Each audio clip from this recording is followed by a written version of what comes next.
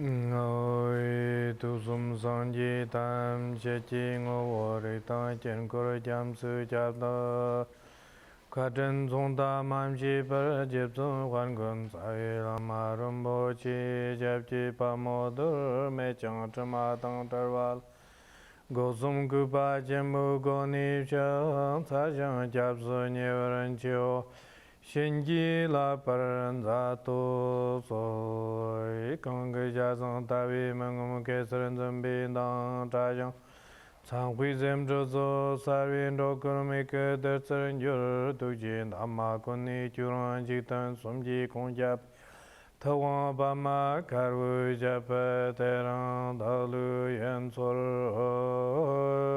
chung oi Quand la semji tambaren jente ji pa te ko la chang sar jang quand la no pa chi jang dem de devin jong ni te la chap so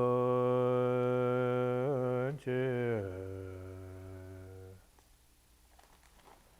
I first want to just start by saying how delighted I am to have the opportunity to meet with all of you today.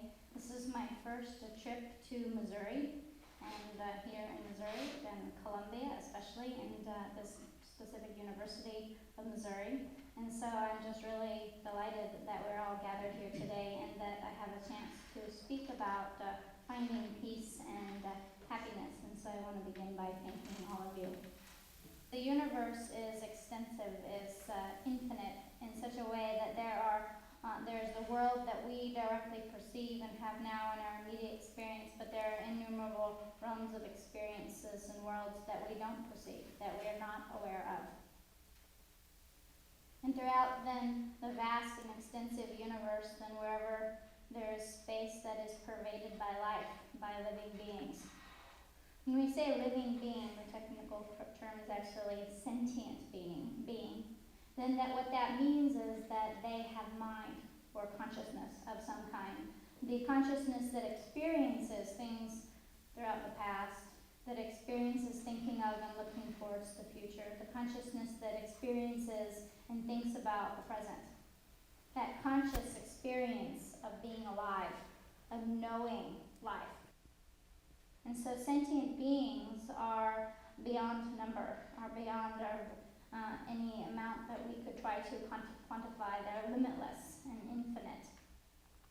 And in having mind, in having consciousness, then immediately that entails the sensations.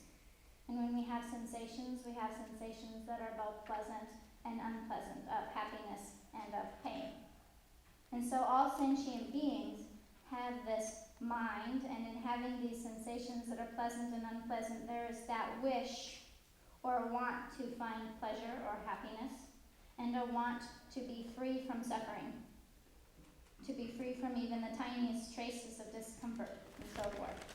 And so we should begin by thinking of all living beings in that way, limitless in number, having mind, which entails sensations, which means that we're all looking for happiness, and we're all trying to find a freedom from suffering. There's only one thing that we're all pursuing. We're all in the pursuit of one thing and one thing only, and that is to find happiness and peace.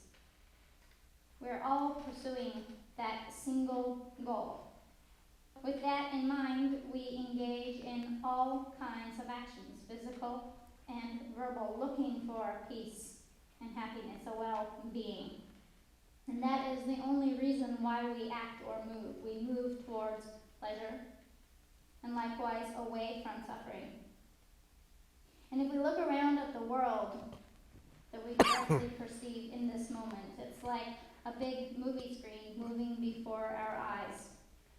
The movie of the world in which all living beings are constantly in a state of movement, physically, verbally, and mentally, day and night without a break, directly and indirectly acting, moving. Towards what? Towards that one goal. And in whatever way that we can. Sometimes then sentient beings are sightless or blind. They can't see, and yet they're in a state of moving towards something. Even the tiniest insect, like a bug, not a bug, a worm down in the ground. Even without the appendages that other beings have to move, they're still wiggling or crawling along in whatever way they can towards something. Towards what? To find happiness, to avoid suffering. Even those beings that aren't human are constantly in a state of movement for that purpose. And as humans, we find every mode possible for movement. There's no place we haven't gone, there's no thing we haven't tried to do in order to achieve our goals. Of course, naturally, we move on top of the surface of the earth, but we find ways of moving through the sky and through the ocean and even underneath the ground. All of that going, what are we going towards? We're going towards, we're pursuing happiness and avoiding suffering. And every single movement, without exception, boils down to that single goal, that single wish. And so when you think of why do we move, why do we act, what is the point of our action, of our movement? What is the main reason? What is the purpose? To find peace and happiness, mentally and physically. Most forms of life, of living beings, when we compare them to our life, then as humans, then we have an extraordinary capacity. We have much greater means, much greater intelligence, much greater capacity and power to accomplish. However, even with this greatly enhanced ability, with our human mind and our human body that we have, all of our efforts and striving haven't really produced much more than what we have right now. How much happiness do we truly have? How much peace do we experience on a daily basis?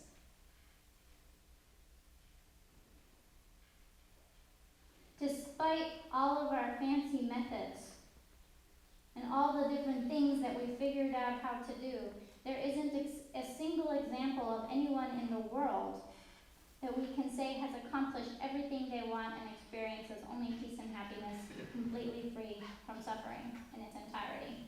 Not a single example.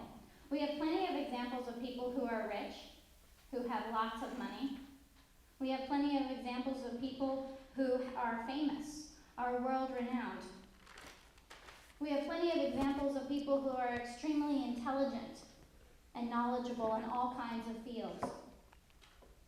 But we don't have an example of someone who, through the ordinary means that we engage in, has found ultimate happiness, ultimate and unchanging peace, and who experiences no suffering physically or mentally whatsoever. Why? What is the reason? Because the vast majority of our actions in trying to reach our goals are based on our external circumstances, on trying to manipulate our outer situations to change our experience externally. And so most of our actions are this whole process of changing everything outside of ourselves. And what it results in is, occasionally, as we can see, short-term happiness. Not big happiness, not permanent happiness, but impermanent, changing, momentary happiness here and there. And so in the morning we may wake up and feel kind of happy or joyful, and in the night we can be totally depressed. Because the happiness that we find through the methods that we engage in is not ultimate happiness. It's not permanent happiness. We haven't yet achieved that. And yet, how much effort do we put into this? How much striving do we put into achieving that? So many things that we do, whether it's working with technology and machinery, whether it's physical, verbal, mental, whether we're using our hands or our feet, we try everything. In whatever direction possible, north, west, south, or east, up and down, everywhere we go, we're looking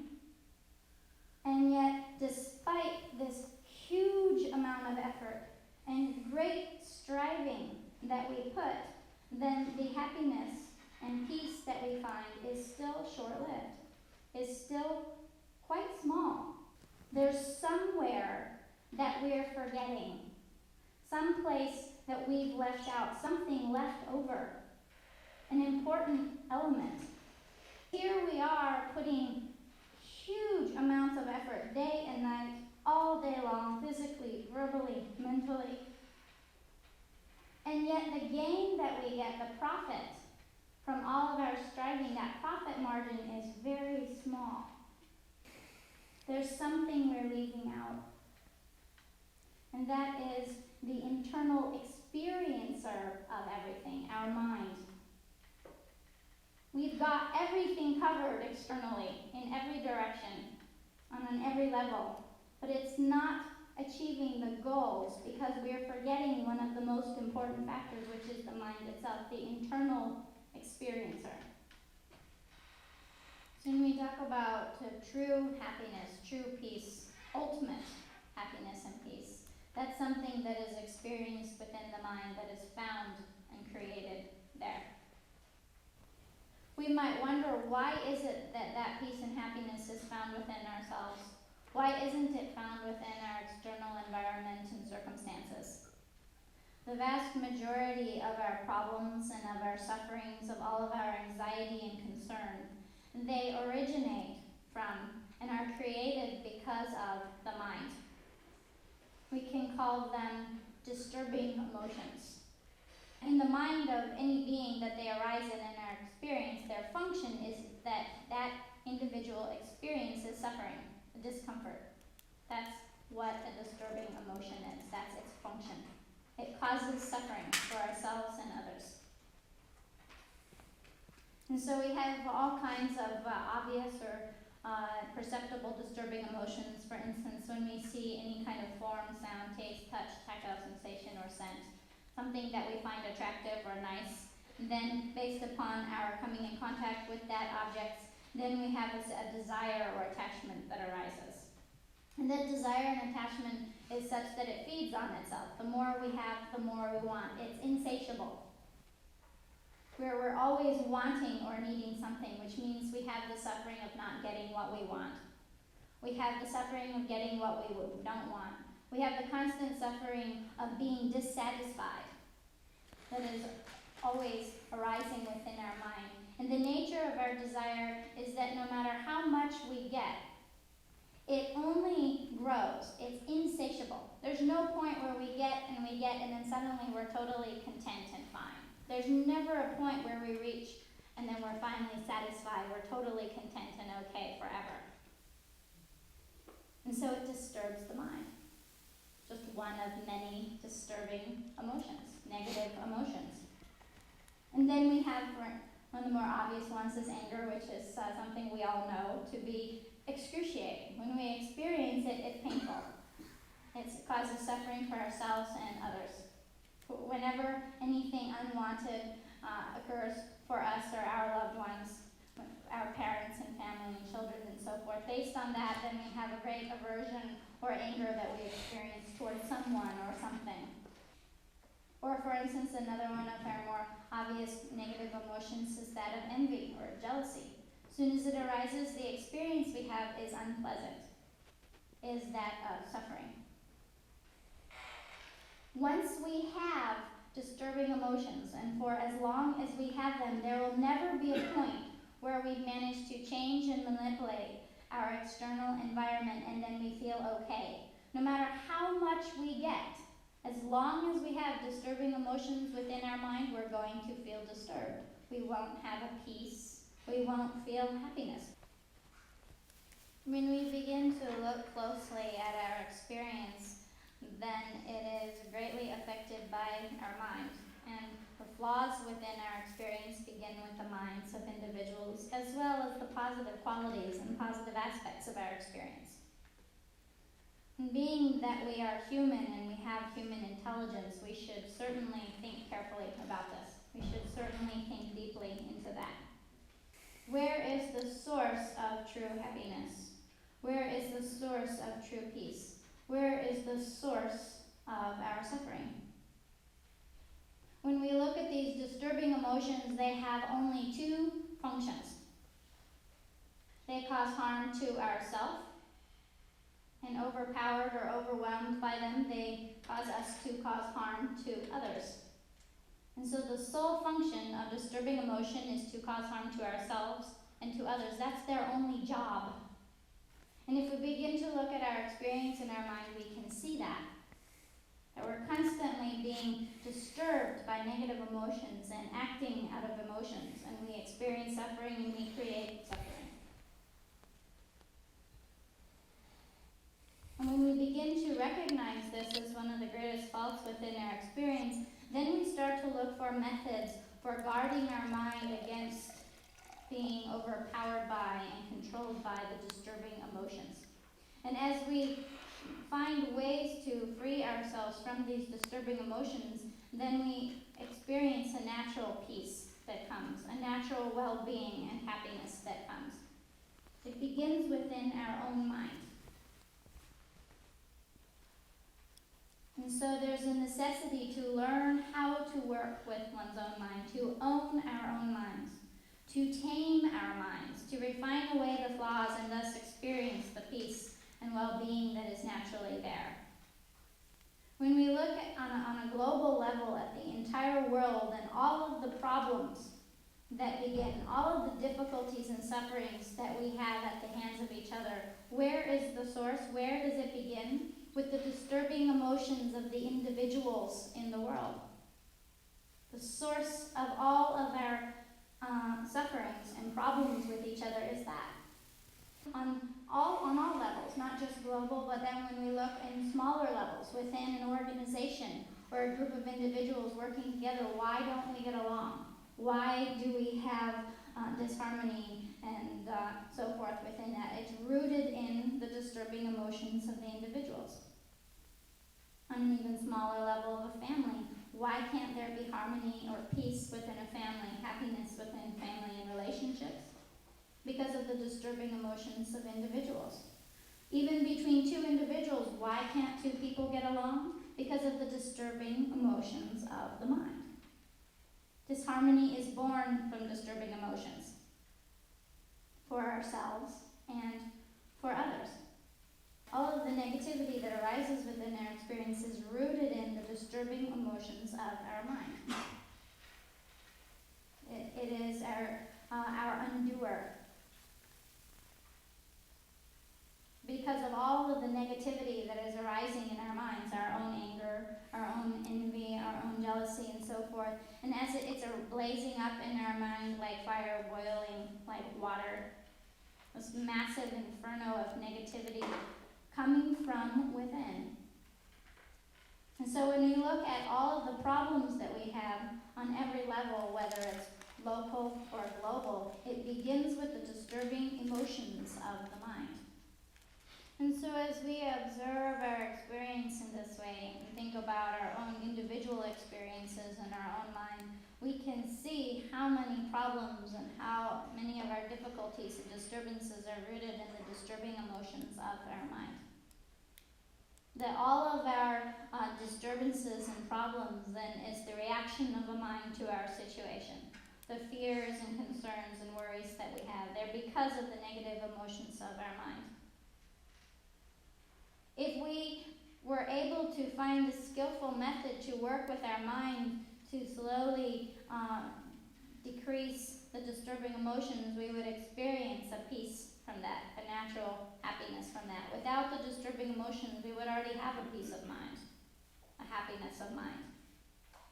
And especially these days we talk about world peace. And so many people are calling for world peace. That's not something we can do by changing the external environment. It's something that each and every one of us has to do, beginning within our own mind. Because peace is found within.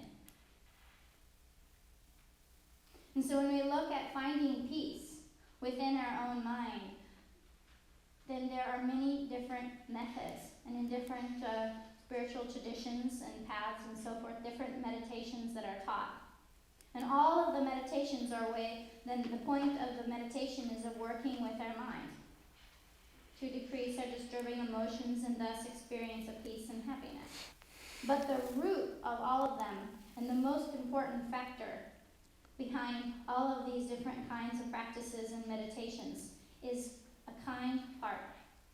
It all begins with that genuine wish to benefit another, an altruistic wish to benefit another. And so when we talk about finding peace and happiness, it starts with kind-heartedness. That kind-heartedness means then that when we think of others, we have good intentions. In the most succinct of terms, we could say having a genuine love and compassion for others.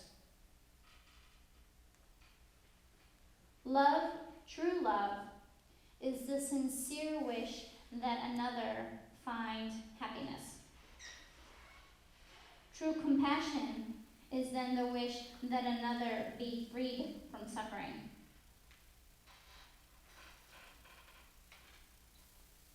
And peace and happiness begins with having this intention for others. Harmony begins with that intention to benefit another. And so when we talk about world peace and harmony between different countries, that source of peace and happiness is a genuine concern for the well-being of each other, a love and compassion. Not just on a worldly basis, but even within one country. That there's harmony within a country is based upon that genuine concern for each other as individuals within that country, love and compassion.